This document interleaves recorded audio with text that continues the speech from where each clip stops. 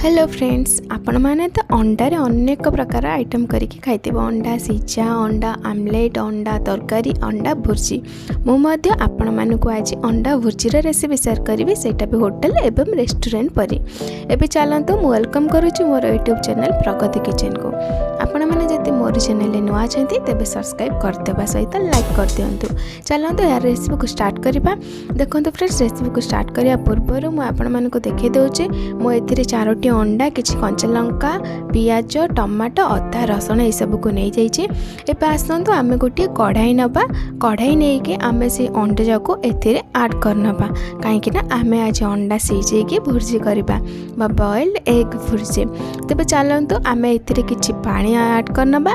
पानी ऐड कर सारा पर आपण मैंने अंडा को सिझेबा लगी अल्प लुण पकई पारे।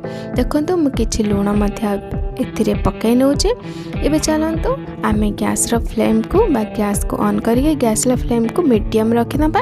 मीडियम रखिकी सही अंडा कड़ी को आनिक बसईदबा। बसईकी ढाकुणी देके 15 मिनिट जाए यह सिझेबा को छाड़देवा। देखो 15 मिनिट है आम अंडा जाक भल भाव सिझी सारी। एबे चलतु आम यहाँ को गोटे प्लेट को काढ़ नबा। हाथ साहाଯ୍य हो कि डंकी साहाଯ୍य हो। आपण मैंने मो परी गरम पानी रे हाथ मारिकी अंडा जाक काढ़ेनि। कि कम अंडा थिला से लगी मु हाथ साहाଯ୍य काढ़ नौछि। को मु छोट छोट करके काटी सारी। आपण मैंने देखिपे आम बॉयल भुर्जी बनइबा पई हे सब वेजिटेबल जाको छोट छोट करके काटी नबा।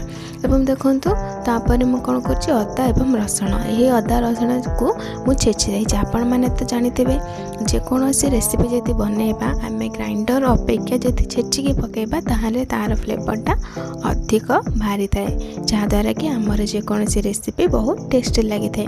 एबे चलतु आम से अंडा जाक सिझी सारी। ठंडा है मुझार चोपा को छड़ाई नहीं। एबे ना से अंडा को आम धरवा धरिकी गोटे चाकू बा छुरी साहाଯ୍य आम से अंडा को छोटे छोटे पीसेस आकार काटी नबा। आपण मैंने जदि चाहिए ना यही अंडा को बड़ बड़ आकार करके काटी पारे। एबे यही सब को काटी सारा पर आम यहाँ साइड करके रखी नबा।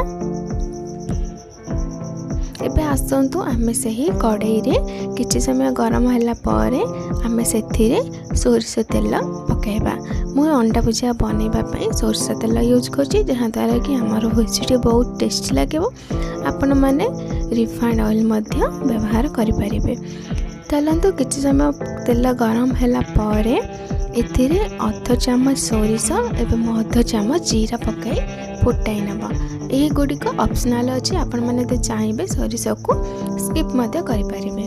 एबे चलतु आम जो छोट छोट करके काटी रखी थिले पियाज, से पियाज को एबे आम एथिरे ऐड करनबा। ऐड करके किछि समय जाए आम यहाँ को भाजीदबा। आपण मैंने बेसी फ्राई करेंगे।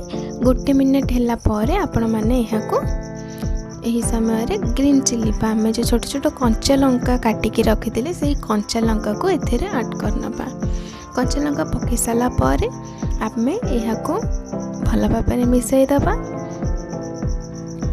आपण मैंने तो जानिथिबे ना जेकोसी भुर्जी बनइबे आपण मैंने जदि वेजिटेबल को छोट छोट करके काटिबे तो आपण मानक भुर्जी बहुत सुंदर देखा जाबा सहित टेस्टी मते लागिबा।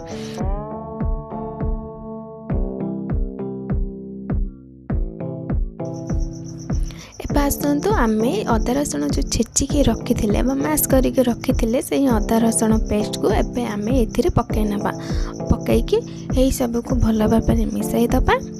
आपण मैंने तो जानिथिबे अदा रसुण जितेबाला आम तेल पकईबा तो तले लागिଯିବ, से आम कौन करवा से समय टमाटो को ऐड करदबा। टमाटो को से समय पकईबा द्वारा टमाटो अदा रसुण भल भाव मिक्स होइकी तार टमाटर पानी अंश थिबारो यहाँ को मध्य बैलेंस करनब, जहाद्वारा कि मसलाटी भल भाव प्रस्तुत होगा कषि हो। एबे चलतु आम एथिरे किछि पाउडर मसला पाउडर यूज करबा। एबे आम एथिरे 2 चामच मरच गुंड ऐड करदबा। मरच गुंड पर आम आधा चामच हल्दी गुंड एवं गोटे चामच गरम मसला यही सब को पकईकी भल भाव मसला जाको मिसईदबा।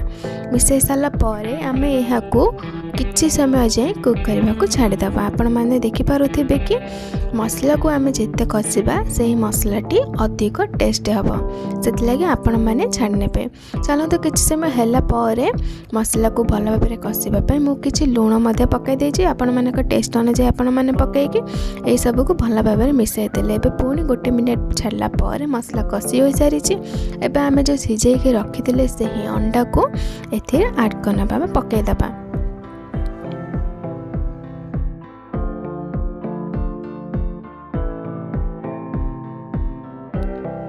एबे आमे से ही अंडा को यही मसला सहित भल भाव में मिसाई दबा, जहाद्वारा कि अंडा एवं मसला परस्पर भल भाव में मिसीजे। एवं मु कही आपण मैंने चाहिए ना यहाँ बड़ बड़ पीसेस करके काटिले चलो, नचे तो आप समय पितिपातिया साहाय्य यहाँ भी मास करें। चलतु आम मसला को भल भाव टे कषाबा अंडा सहित मिसेबा अल्प पानी देकी भल भाव में मिसाई दबा और मिसाई आम यहाँ 1 मिनट जाए 1 ରୁ 2 मिनट जाए कुक करने को छाड़ीदबा। देखो 1 ରୁ 2 मिनट हो जाइए। आम यही समय चिकेन मसला ऐड करवा। आपण मैंने चाहिए ना मैगी मसला भी यूज करें, जहाद्वारा कि आमर भुर्जी बहुत टेस्टी लगे। देखो तो मु चिकेन मसला 1 चम्मच पकाई नहीं। एबे यही सब को आम पुणी थे भल भाव में मिसाई दबा। मिसाई कि आम टिके समय जाए यहाँ छाड़ी नवा। एबे चलतु आमर लास्ट स्टेज रे कसूरी मेथी की ऐड करना। आपण मैंने जदि चाहिए ना कसूरी मेथी पकई सारा पर धनिया पत्र को ऐड करने पकई पारे।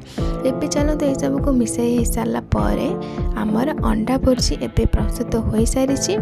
आपण मैंने जेकोसी प्लेट को गरम गरम काढ़तु और काढ़ी सर्व करंतु। आपण मैंने जदि चाहिए यार मजा गरम गरम परोटा पाव भाजी बा ब्रेड सहित नहीं पारे। जदि आपण मानक यही रेसिपीटी भल लगी ताहले मो चैनल को लाइक सब्सक्राइब एवं कमेंट करंतु एवं यही भली भल पाइबा दे थांतु। रोजी फ्रेंड्स, बाय बाय।